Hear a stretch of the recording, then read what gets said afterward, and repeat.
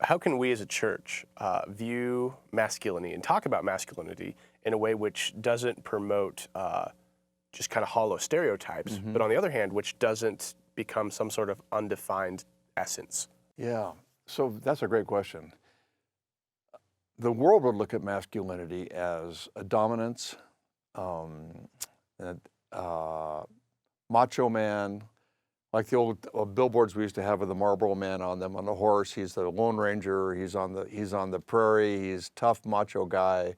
He doesn't need anybody. He runs over people at will, that sort of thing. Whereas biblical masculinity is completely different from that.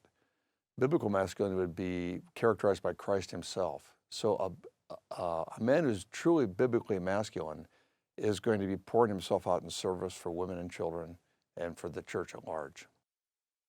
So it's almost in a culture that can be very touchy and throw around terms like misogyny when we talk about masculinity. Yeah.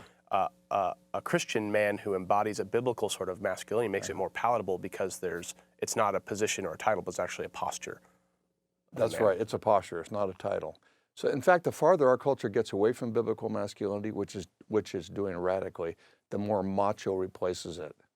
So one of the things that I'll bring up in the talks is that when biblical masculinity is not emphasized, what happens is that macho erupts and replaces the biblical masculinity that God wants God's men to exude and to express. How is that a detriment to what the Bible holds men to? Macho, Yeah. you mean?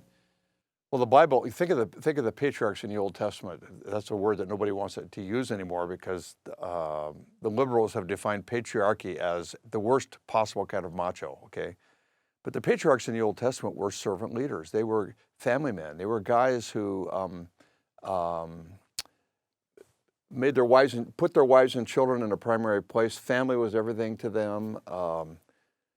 And of course, Christ himself and God the Father is the ultimate model of what a patriarch should be like. Yes, he's a man who exercises authority, but it's servant authority.